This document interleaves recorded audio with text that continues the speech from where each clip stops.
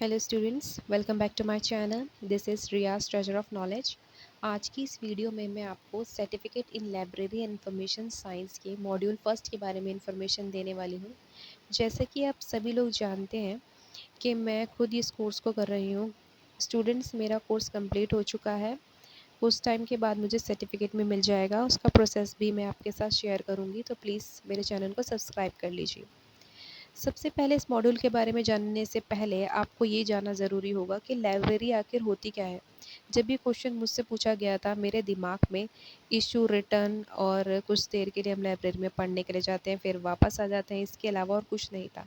लेकिन इसकी एक पर्टिकुलर आपकी डेफिनेशन होती है। Library means to collect and store information then transfer this to right user at the right time. Library का मतलब क्या है? इंफॉर्मेशन को स्टोर करना, उसे कलेक्ट करना और उसको ट्रांसफ़र करना सही यूज़र को, जिसको उस इंफॉर्मेशन की नीड हो, जिसको उसकी ज़रूरत हो, सही टाइम पर उसको प्रोवाइड करना ही लाइब्रेरी का मतलब होता है। ठीक है। देन इस मॉड्यूल को, जो आपका फर्स्ट मॉड्यूल है, introduction to trends in library and information science, को फर्दर सबटाइटल में डिवाइड किया गया है। इसका फर्स्ट सबटाइटल है history and development of library. Then हम इसकी subtitle history and development of library के बारे में डिस्कस करेंगे। अब लाइब्रेरी की डेवलपमेंट कैसे हुई, इसकी हिस्ट्री के बारे में हम थोड़ा सा जान लेते हैं। जैसे कि हम सभी लोग जानते हैं कि पहले के टाइम में तो पेपर हुआ नहीं करते थे। एशियन टाइम में तो वो कैसे लिखते थे, कैसे जो उनके पास इंफॉर्मेशन होती थी उसे कैसे स्टोर करते थे। वो क्या करते थे, क्ले टैबलेट्स बनाते थे। क्ले की एक स्लेट टाइप बनाकर और उसके ऊपर लकड़ी से कुछ जो भी उनकी इन्फॉर्मेशन थी उसको लिखते थे, देन उसे सुखा देते थे और उसे स्टोर करके रखते थे। इसके लिए वो पाम लीव्स का भी यूज़ करते थे। और ये सब चीज़ें जो थी उनका एक्सेस बहुत लिमिटेड था। नॉर्मल पीपल उससे यूज़ नहीं कर सकते थे, पब्लिक के लिए वो नहीं था। और मेसोपोटामिया जो सभ्यता थी उसके अंदर, हाँ, सबसे पहली लाइब्रेरी आपकी मिली थी। मेडिवल पीरियड में क्या हुआ, हैंड राइटिंग स्टार्ट हुई। जो राजा महाराजा होते थे, उनकी जो पर्सनल राइटर्स होते थे, जो उनके बारे में लिखते थे, उनका एक्सेस भी किसके पास होता था? उनका एक्सेस भी जो राजा महाराजा होते थे, बड़े लोग होते थे, उनके पास ही उनका एक्सेस होता था। और जो राजा हुआ करते थे, उनके पास तो पर्सनल उनकी लाइब्रेरीज होती थी। वहाँ पे तो नॉर्मल पब्लिक तो जा ही नहीं सकती थी, उनके पास तो एक्सेस ही नहीं था। देन मॉडर्न पीरियड आया। मॉडर्न पीरियड के अंदर क्या हुआ, आपका प्रिंटिंग प्रेस आई। गुटेनबर्ग जो आपका आया था, उसके अंदर प्रिंटिंग प्रेस आई, पेपर का आविष्कार होने हो गया था उस टाइम पर। तो क्या हुआ, जो लाइब्रेरीज थी वो पब्लिक लाइब्रेरीज में कन्वर्ट हो गई। अब वहाँ पर पब्लिक, जो नॉर्मल पब्लिक है, नॉर्मल पीपल है, उनके लिए भी एक्सेस होने लगा लाइब्रेरीज में जाने के लिए। देन कंटेम्प्ररी, तो आप लोग जानते ही हैं कि लाइब्रेरी अब ट्रेडिशनल टू डिजिटल हो गई है। अब लाइब्रेरी के अंदर सब काम डिजिटली होता है, मैन्युअली कुछ नहीं होता। सब चीज़ जो है उसमें ऑटोमेशन आ गया है। सब चीज़ के अंदर कंप्यूटर्स, नए नए गैजेट्स का यूज़ होने लगा है। आप जब आगे और यूनिट्स के बारे में जानेंगे तब आपको पता लगेगा कि कितनी ज़्यादा टेक्नोलॉजी आ गई है लाइब्रेरी में। हम ये सोचते थे कि लाइब्रेरी में सब बुक इशू और रिटर्न होती है, इसके अलावा कुछ नहीं होता। लेकिन आप मेरे चैनल पे बने रहिए, आप इस कोर्स को कर रहे हैं, आपको बहुत सारी इन्फॉर्मेशन मिलेगी लाइब्रेरी के बारे में, जो आपके लिए जानना बहुत ज़रूरी है। देन फर्दर हम जानते हैं इसकी role and function of library in society. अब जो हमारी लाइब्रेरीज़ है वो सोसाइटीज़ पर क्या इम्पैक्ट डालेगी? ऑब्वियसली बात है, लाइब्रेरीज़ किस लिए बनाई गई है? इन्फॉर्मेशन देने के लिए। और लाइब्रेरीज़, ज़्यादा से ज़्यादा लाइब्रेरीज़ होंगी तो वो लोगों को एजुकेट ही करेंगी। ठीक है, अब यहाँ पे लिखा हुआ है, libraries educate, inform, preserve culture. Culture कैसे प्रिजर्व करती है? अलग अलग तरीके के जो आपके साहित्य होते हैं उनको क्या करती है, प्रिजर्व करके रखती है। इन्फॉर्मेशन को स्टोर करती है। कोई भी आकर उस इन्फॉर्मेशन के बारे में जान सकता है। अपनी जो भी उनके लिए ज़रूरी इन्फॉर्मेशन है वो उसको एक्सेस कर सकते हैं, नॉर्मल पीपल भी। तो इससे क्या होता है, एम्पावर सोसाइटी, और सोसाइटी को एम्पावर करती है। एजुकेट करेगी तो सोसाइटी भी एम्पावर होगी। ठीक है। और ये क्या है, they are the life lines of the learning society. ये लर्निंग सोसाइटी की लाइफ लाइन है, क्योंकि लाइब्रेरीज बनाई ही इसलिए गई है ताकि वो एजुकेट करे लोगों को। लाइब्रेरीज के अंदर लोग आए, पढ़े, जाने, इन्फॉर्मेशन हम हर तरीके की इन्फॉर्मेशन लाइब्रेरी में ले सकते हैं जाकर। और अब तो ये पब्लिकली हो गया है, पहले तो ये पब्लिकली नहीं था। पहले के टाइम में, एशियन टाइम में, सिर्फ राजा महाराजा और बड़े लोग ही इसको यूज़ कर सकते थे पर्सनली। बट अब ये क्या है, नॉर्मल पीपल भी इसका यूज़ कर सकते हैं, ठीक है। देन इसके बाद टाइप्स ऑफ लाइब्रेरीज। लाइब्रेरीज के टाइप्स क्या क्या होते हैं? पब्लिक लाइब्रेरी, जिसमें हर कोई एक्सेस कर सकता है, चाहे वो अ, किसी भी स्टेट का हो, किसी भी कंट्री का हो। अगर वो किसी भी पब्लिक लाइब्रेरी में जाकर वो बुक्स को पढ़ सकता है, उसकी इन्फॉर्मेशन ले सकता है। एकेडमिक लाइब्रेरी कौन सी लाइब्रेरीज होती है? जो आपके स्कूल में होती हैं, स्कूल की लाइब्रेरी, आपके कॉलेज की लाइब्रेरी। वो क्या है, एक पर्टिकुलर एक यूनिवर्सिटी को, एक इंस्टीट्यूशन के लिए बनाई जाती है, एक स्कूल के लिए, जो पर्टिकुलर वहाँ के जो बच्चे होते हैं उनके लिए ही एक्सेस होता है, वही लोग उसमें एक्सेस कर सकते हैं। देन स्पेशल लाइब्रेरी, जो पर्टिकुलर किसी भी स्पेशल चीज़ पे बनी हो, जैसे वहाँ पर सिर्फ आपके साइंस से रिलेटेड कोई चीज़ हो, हिस्ट्री से रिलेटेड थीसिस वगैरह हो वहाँ पर। देन उसके बाद डिजिटल लाइब्रेरी होगी। यहाँ थोड़ी मिस्टेक हो गई। डिजिटल लाइब्रेरी के अंदर आपका सारी चीज़ें डिजिटली प्रोवाइड की जाएगी आपको, ठीक है।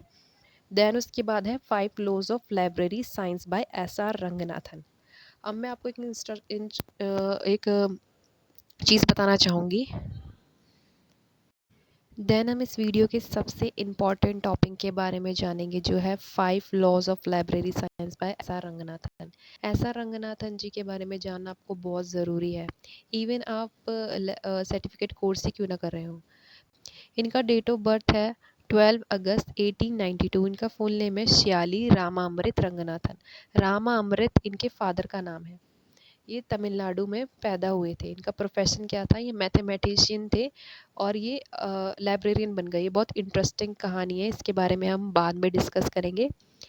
और जैसे कि मैंने आपको बताया, he known as the father of library science in India. इन्होंने 5 लॉज ऑफ लाइब्रेरी साइंस दिया था।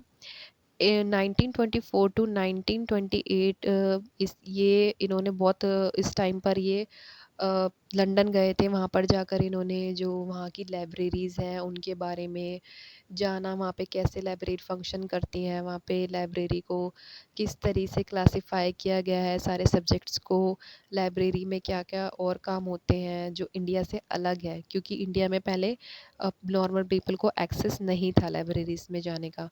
उन्होंने वहाँ पर जाकर वहाँ की लाइब्रेरी को और इंडिया की लाइब्रेरी के बीच में कंपैरिज़न किया। वहाँ पे क्या चीज़ें नहीं है, यहाँ पे क्या चीज़ें हैं, वहाँ पे किस तरीके से बुक्स को क्लासिफ़ाई किया गया है। ये सब इन्होंने, जब ये लंदन गए थे, उसके बाद इन्होंने इस चीज़ के बारे में मंथन किया और उन्होंने इस टाइम पर ही कॉलन क्लासिफिकेशन को भी बनाया था, जिसके बारे में हम आगे डिस्कस करेंगे। इन्होंने 5 लॉज दिए थे, जिसमें फर्स्ट लॉ होगा आपका बुक्स आर फॉर यूज़।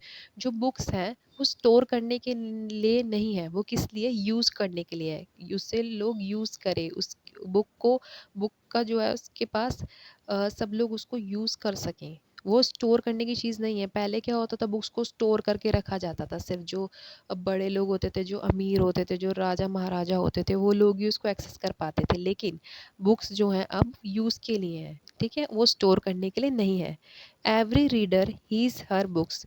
हर एक रीडर के पास उसकी बुक्स होनी चाहिए, ठीक है। थर्ड आपका लो हो गया, every book it's reader. Her book जो है उसके लिए उसका रीडर होना चाहिए। अब जब तक बुक है हमारे पास लेकिन उसका रीडर नहीं है, तो फिर किस बात के लिए वो बुक यूज़ में आएगी? जब तक उसका रीडर ही नहीं होगा, तो बुक का रीडर भी होना बहुत ज़रूरी है। देन फोर्थ क्या है? Save the time of the reader. Reader का टाइम सेव करना है। रीडर का टाइम कैसे सेव करना है? अगर किसी को कोई बुक चाहिए लाइब्रेरी में, लेकिन जो वहाँ का स्टाफ है, वहाँ का जो फंक्शन है, वो ठीक से काम नहीं कर रहा, वो उस बुक को ढूंढ ही नहीं पा रहा है, तो फिर वो रीडर तक कैसे पहुँचेगी? रीडर का तो टाइम वेस्ट होगा। इसलिए save the time of reader, इसलिए क्या करते हैं, जो बुक्स होती है लाइब्रेरी में उसको अलग अलग तरीके से क्लासिफाई करते हैं ताकि इजी एक्सेस हो जाए। अगर किसी स्टूडेंट को कोई बुक चाहिए, तो जो लाइब्रेरियन हो, जो वहाँ के स्टाफ होते हैं, जो लाइब्रेरी अटेंडेंट होते हैं, जो वहाँ का स्टाफ होता है, वो आपको उनके पास क्योंकि इन्फॉर्मेशन होती है, उन्होंने एक अच्छे तरीके से क्लासिफ़ाई किया हुआ होता है सब्जेक्ट्स को, तो वो आपको मिनटों में उस बुक्स को दे देते हैं आपको उसको। और आजकल तो बहुत डिजिटली हो गया है। आप जब ओएलडीसी की लाइब्रेरी में जाएँगे, जब आप देखेंगे वहाँ पे बहुत सारे चीज़ें हैं वहाँ पे। आपको self check in, self checkout आपको मिलेगी, कियोस्क मिलेगी वहाँ पे। आपको किसी भी लाइब्रेरी अटेंडेंट की ज़रूरत नहीं है, आप वहाँ पे जाके ईज़िली इवन आप सेवरल्स बुक्स को आप इशू रिटर्न करा सकते हैं एक टाइम में, अगर आपके पास वहाँ का स्टूडेंट कार्ड है। तो आप वहाँ जाएँगे तो आपको पता लगेगा कि काम कितने मिनटों में हो जाता है। इसलिए save the time of the reader, reader का टाइम सेव करना बहुत ज़रूरी है, ठीक है? Library is a growing organism. उन्होंने ऐसा क्यों कहा कि library is a growing organism? जब आप ये लाइब्रेरी के बारे में जानेंगे कि ये कैसे ट्रेडिशनल टू डिजिटल हुई, तो आपको पता लगेगा कि कितनी सारी चीज़ें लाइब्रेरी में ऐड ऑन की गई है।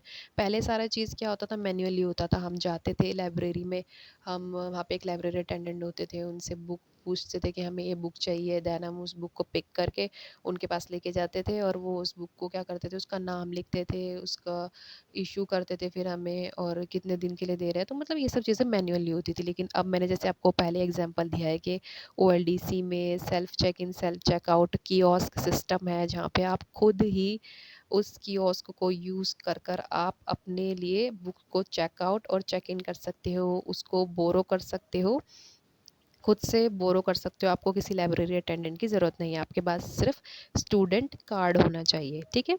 और उसके अंदर आरएफआईडी होती है, जिसके बारे में मैं आपको बाद में इन्फॉर्मेशन दूँगी। बहुत ज़्यादा इंटरेस्टिंग चीज़ है वो। एस आर रंगनाथन ने आपको ये जो 5 लॉज़ है ना, इसको याद करने की एक ट्रिक देती हूँ मैं। त्रिमूर्ति कॉन्सेप्ट दिया था एस आर रंगनाथन ने, जिसके अंदर था रीडर, बुक, स्टाफ। सबसे मेन चीज़ होनी चाहिए रीडर। अगर रीडर ही नहीं है तो हम लाइब्रेरी का क्या करेंगे? लाइब्रेरी में अगर रीडर ही नहीं आएगा तो लाइब्रेरी का कोई मतलब ही नहीं है। तो सबसे पहली चीज़ त्रिमूर्ति कॉन्सेप्ट में है, रीडर होना बहुत ज़रूरी है।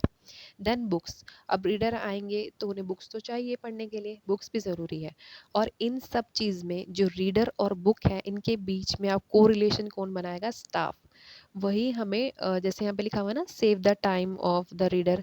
तो जो स्टाफ है वो इस तरीके से क्लासिफ़ाई करेगा, इस तरीके से बुक्स को मेंटेन करेगा, ऑर्गेनाइज़ करेगा कि जैसे ही रीडर आए, उसकी कोई क्वेरी हो, उसकी कोई बुक्स हो जो उसे चाहिए, तो स्टाफ उसे ईज़िली प्रोवाइड करवा सके।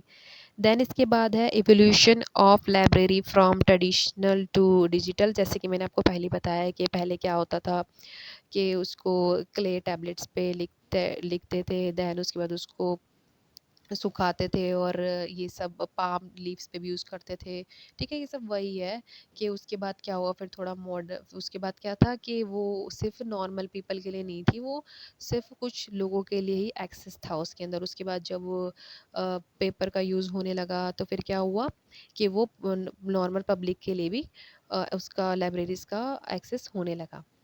ठीक है? तो इसके अंदर वही सब चीज़ें आएँगी। आज की वीडियो अगर आपको पसंद आई हो तो प्लीज़ लाइक कीजिएगा। मैं आपको सेकंड मॉड्यूल के बारे में भी इन्फॉर्मेशन दूँगी, और आगे भी मैं आपको इन्फॉर्मेशन देती रहूँगी, क्योंकि मेरा कोर्स ही कंप्लीट हो चुका है। कुछ टाइम बाद मुझे सर्टिफ़िकेट मिल जाएगा, उसकी भी वीडियो मैं आपके साथ शेयर करूँगी। अगर आपको ये वीडियो अच्छी लगी हो तो लाइक कीजिएगा। Certificate in library and information science का जो कोर्स है, इसके बारे में और जानकारी आपको इसी चैनल से मिलेगी, तो प्लीज़ इस चैनल को सब्सक्राइब कर लीजिएगा। Thanks for watching.